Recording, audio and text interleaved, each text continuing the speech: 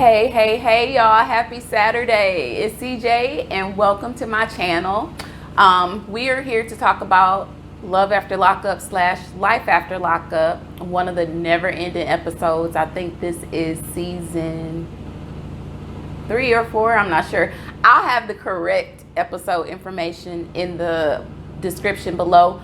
I was rushing and I did not get that information. For that, I do apologize. But now that you're here, make sure that you go ahead and like this video. Also, go ahead and tap that subscribe button over there so that you can be here for everything else that I put out.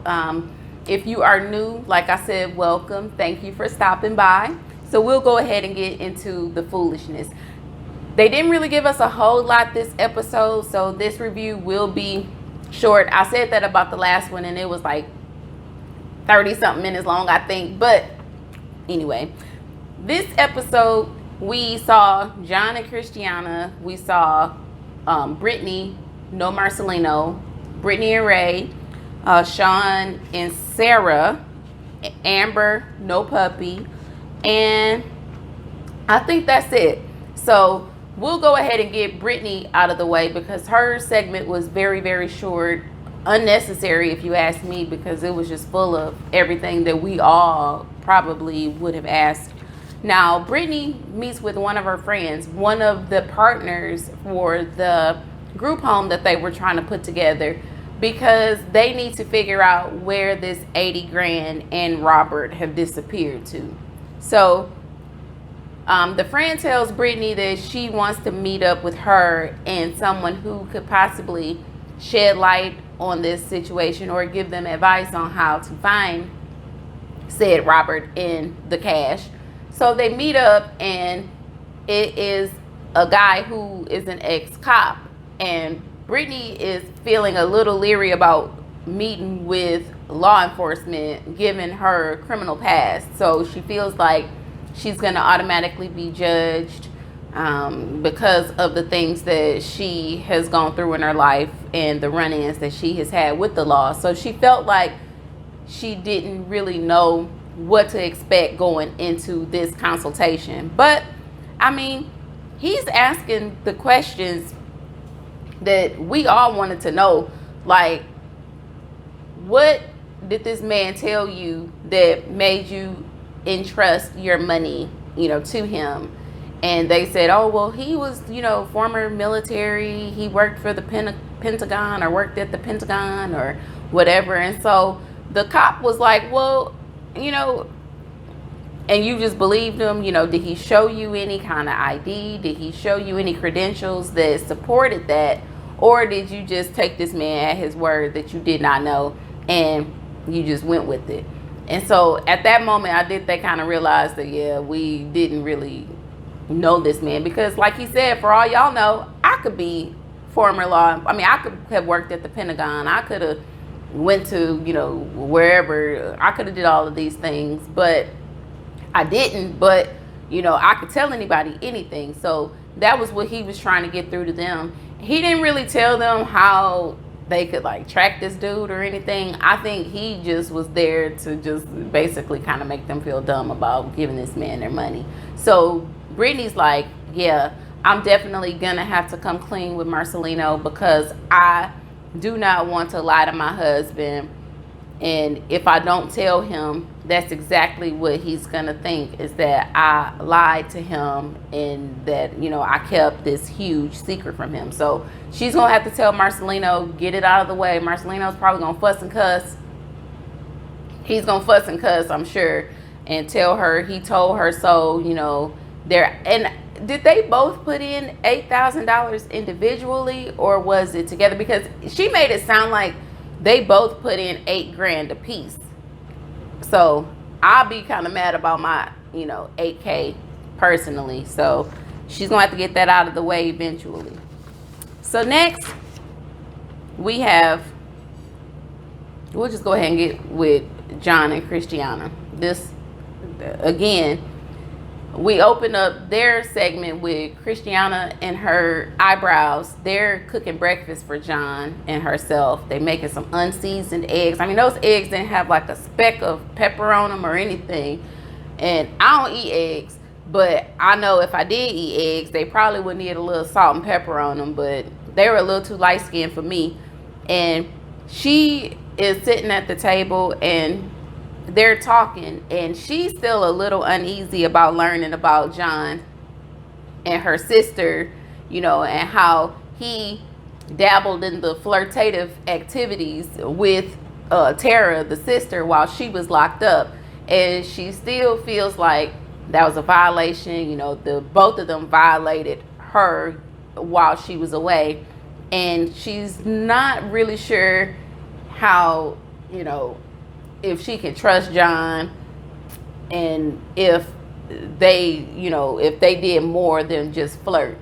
So John gets a visit from one of his daughters, the one, I think she was living with them at one point, and he said, she's 18 now, she's off to college, she's living in the dorm, so he finally got her out of the house. So he was pretty excited about that. And I'm sorry, y'all, what you call them, the hummingbird just flew past the window and it caught my attention. I'm so sorry. But anyway, he gets a visit from her, and he lets her know that, there's a little bit of tension in the house. And the daughter says, well, what do you expect? You had this little connection or this little thing with Tara, and so you really can't expect for Christiana to be okay with that. And plus, this whole situation is just weird. You met this woman while she was locked up. You didn't really know her. You are now married to her. And so, now y'all are still in the phases of getting to know one another. Y'all hadn't dated for like 3 or 4 years and then got married. So you're learning things about her. She's learning things about you. Y'all are seeing, stuff that y'all don't like about one another. And you just gonna have to, work through it, or, or end it or whatever. And so he wasn't really trying to hear what the daughter had to say because she's only 18, but she was giving him good advice to be 18 or not. We then see, what we saw when they had that sneak peek, him taking her out. She doesn't know where they're going.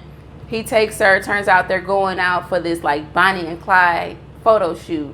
He likens their relationship to the, I guess, the classic couple, Bonnie and Clyde, just because of their criminal past. They're both criminals. They both were locked up, and they have fallen in love and XYZ. But he's really like infatuated with this, I guess, couple. And so he's got like a decal on the van or the truck or whatever, and they go to this spot, and he pulls out these like dusty ass clothes. They're like, I don't know if he went to Goodwill and found like a old like vintage kind of pinstripe suit for the both of them. I wouldn't have put that stuff on because it didn't even look like it had been washed. And Christiana was kind of like, what are we doing? And he was just like, just trust me and we're gonna do this. And so she plays along. She puts on that hat. I would not have put that hat on because lice and all that other stuff, I know it'd be lurking, and I ain't got time. So they put it on and they take these pictures, and Christiana just looks like extremely uncomfortable. She was not feeling this at all, but she was playing along because John asked her to. And so he tells her that he feels like, she went along with everything he wanted to do in the beginning. She went along with his, I guess, his native marriage, or I forget what he called it, where they had the ceremony and they were married under, his Native American culture or whatnot. And so he feels like now she deserves the traditional dream wedding that she wants. And so he gets down on his knee and he proposes to her again. And she is kind of, taken aback. Like you could tell she was surprised. She wasn't expecting it, because in her confessional, she tells us that she's got reservations about, being with John. She wonders if they rushed into this, she was in a different place at that time. You know, she was, you know, in jail and everything, and wasn't thinking really clearly at the time when she got with him. But now that she's out, you know, she's working on her sobriety. She's trying to stay sober, clean, or whatnot. And she is getting like clarity, and she's just kind of wondering if this is a good idea, if being with him is a good idea or not. So we'll see. You know, obviously they go through with the wedding because we saw that in the previews, or at least they're gonna make it to the day of the wedding. So we don't know what's gonna happen, but I don't know. I ain't really feeling the John and Christiana storyline, but we'll see where their story goes. And then we'll talk about, let's talk about Amber and Puppy. Well, we saw Amber this episode, and Amber has been out for 2 years, and she's doing very well for herself. She's still working, got a place. She is trying to stay on a straightened path. You know, she's trying to do the right thing, but at the same time, she's still concerned about Puppy.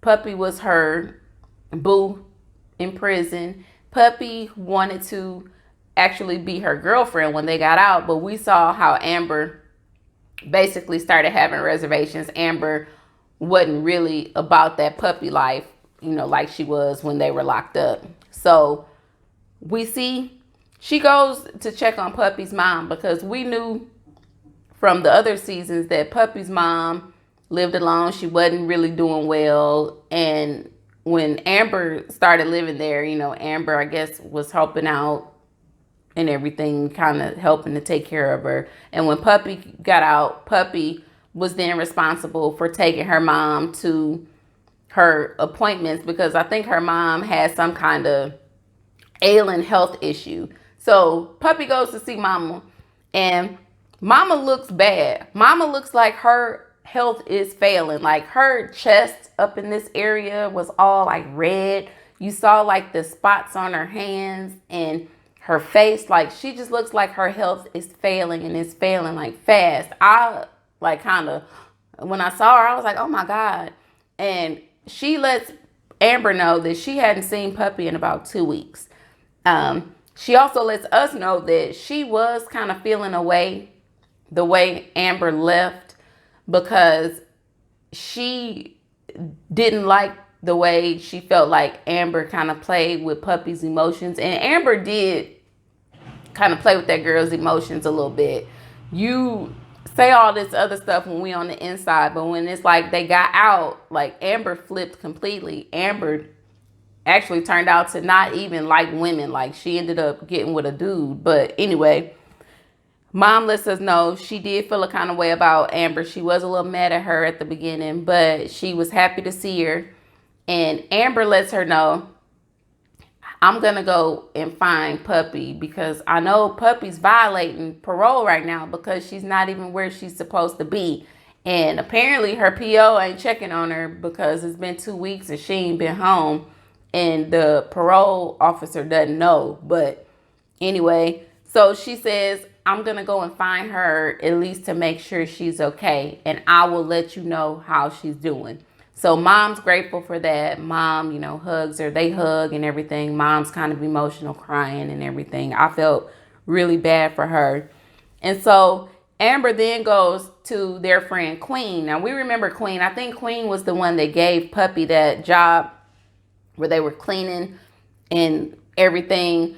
And she tells Queen, we got to go find Puppy. From what I hear, Puppy is at this house where there are drugs and, you know, weapons and everything. Like they selling dope out of this house. And Queen is kind of like, well, I'm not really trying to go and get into anything because we are all on paper, like right now. Like they all on parole right now. And I'm not trying to go put myself in a situation that could get me sent back because, you know, I'm doing good and, you know, I'm concerned about Puppy. But at the same time, I'm not trying to, you know, mess my life up for somebody who doesn't care about their own. So Amber's like, we got to go see her. We got to go, you know, make sure she's okay.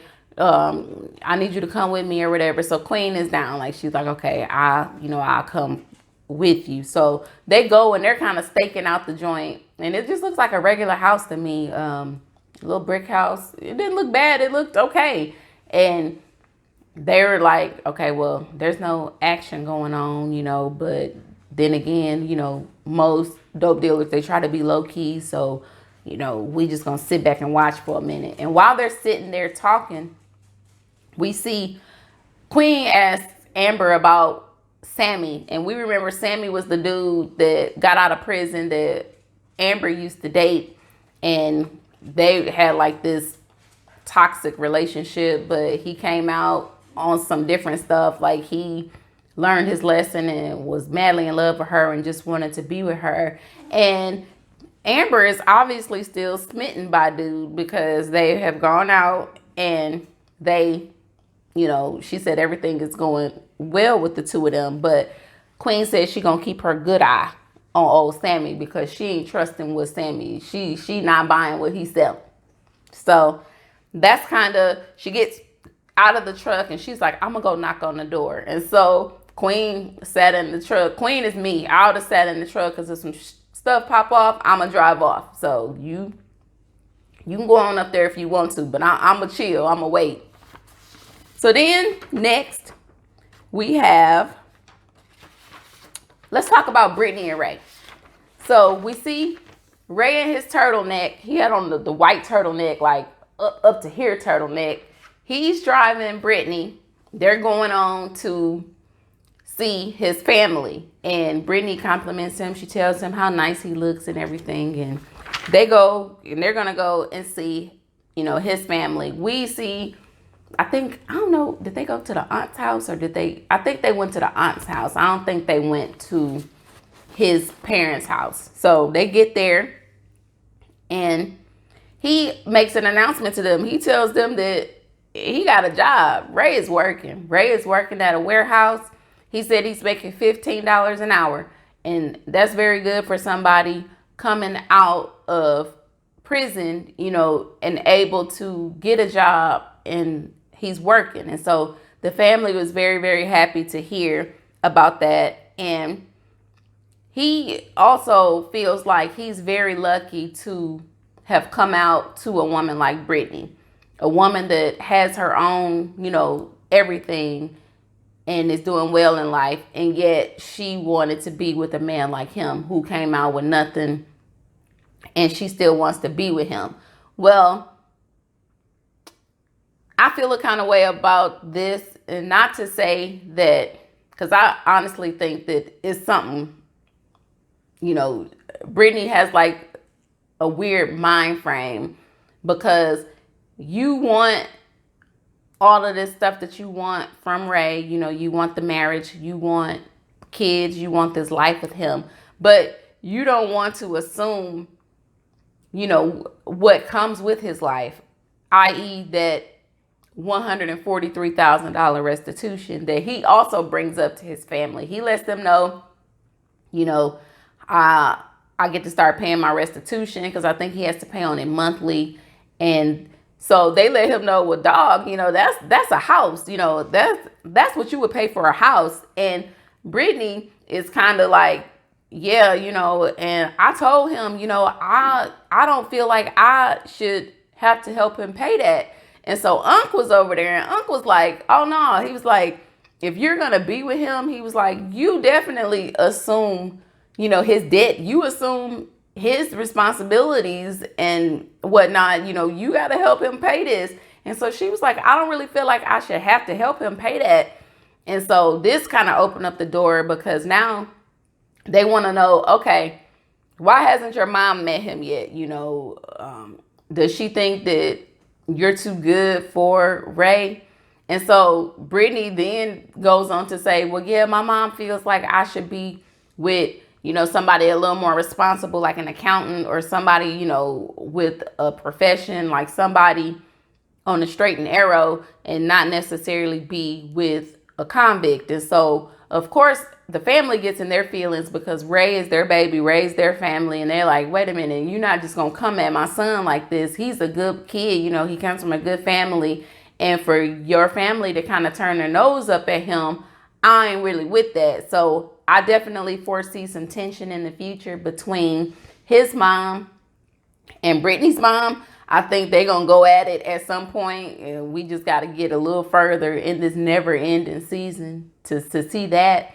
But I also don't really see them staying together. And I say that because, like, she's not going to want to ruin her life or, you know, be on the hook for his restitution. I think that's just going to be a major deal breaker for them, but we'll see.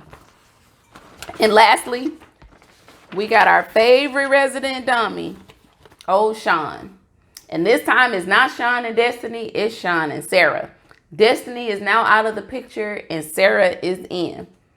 Sean, we remember he done sold everything, quit his job, and he done moved across country to Ohio. He left Vegas, he came to Ohio. And he's staying at what looks like, you know, an extended stay, like, or of some sort. They got the little hot plate, the little kitchenette area. And he's getting ready to go pick up Sarah, you know, for her release. He's getting like this little fruit deal, like little smoothie type deal ready for her. And he's worried. But before all that, sex is the only thing on Sean's mind right now. He lets us know that she's petite, you know, she's 4'11", 100 pounds. She's fun size and all this other stuff. He obviously is worried about the wrong thing because Sean has been keeping a secret from Sarah, you know, his 6 kids, also his age. So he's coming into this relationship the same way he came into the one with Destiny, where you are giving these women ammunition to feel like they can disrespect you or they could be, you know, assholes to you because of you lying. You know, that will give them a reason to lie to you because you weren't honest with them. But he don't think like that. He's worried. He's like, yeah, you know, I haven't told her about my 6 children and I don't know how she's going to take all of that or whatever. So he, I guess, figured he going to cross that bridge when he gets there. So he goes to the prison. He's sitting there waiting and he's standing outside like they always do, looking foolish, pacing around, looking at his watch, trying to see what's taking her so long. And so somebody like drives her to the end of the gate and he sees her. They run and she is very short. Like she's real little. And so compared to him. And so she runs up, they embrace, you know, she actually seems very happy to see him. They kiss. I hate seeing people kiss anyway. But I really hate seeing Sean kiss people in particular. That little area up and around, up in here, it just looks like it is itchy. It just looks like it smells. It just don't look right. But he kisses her. They're so happy to see one another. And she admits, you know, yeah, I admit our situation is not ideal. You know, I meet somebody, I'm behind bars, and we actually connect. You know, I actually like him. I'm attracted to him. You know, I think, you know, I love men with dark hair and, you know, dark eyes and all this other stuff. That's the kind of man she likes. I don't know. Ain't nothing attractive about Sean at all. Sean looks like a rabbit to me. He just don't look right. It's just this area in here. Maybe if he cleaned it up or I don't know. He don't look right, but she like him, so that's her business. But they get in the car, and he automatically hands her, you know, the smoothie with the little vodka in it, and then he gives her a bag, and we know how Sean does. You know, the bag probably got all kind of expensive shit in it or whatever, but he comes bearing gifts like he always does. And it's a phone, I guess. He got her a phone. And so she calls somebody on the phone, and the first thing they ask her is if they're on speaker. And she tells them, no, you're not on speakerphone. And they then have a conversation. I don't know why production didn't make them put it on speakerphone, because we need to be privy to all the conversations. But I guess that just builds up for the plot line later on in their season. So she lets us know beforehand why she went to prison. She went to prison for, was it involuntary manslaughter or voluntary I don't know which kind of manslaughter it was, but she used to sell heroin. She sold somebody some heroin and she helped them, use, and the person overdosed. So she went to prison for that. And was it for 6 years? I think she only did 6 years, but she went on away for that. And she said she regrets it. It's not a day that goes by that she doesn't think about it. And, she is sorry for what she did. Now, I will say she looks a little cleaner than Destiny. Destiny just looked. And maybe it was just all the tattoos that Destiny had all up and around up in here. And,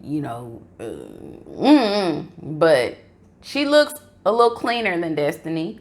And she seemed like she liked Sean until she revealed to us that she had a little secret and she didn't let Sean know. I don't know what this secret could be. I'm very curious to know. I don't know if she got another woman or another man, or, she might got 6 kids herself. We just don't know. But I guess we'll find out what Sarah's secret is as the season goes on. And that was this episode. I made this review much longer than it probably should have been, just because it wasn't a lot going on at all. I guess the introduction to Sarah was the main part of this. Everything else just seemed very filler-ish. So we'll see what happens on the next one. But like I said, y'all make sure y'all like, comment, and subscribe. And we'll get it cracking in the next video. For those of you that watch, I will see you guys tonight for Love and Marriage Huntsville. Can't wait for that episode. Looks like it'll be pretty good. And I'll see the rest of y'all next week. Bye.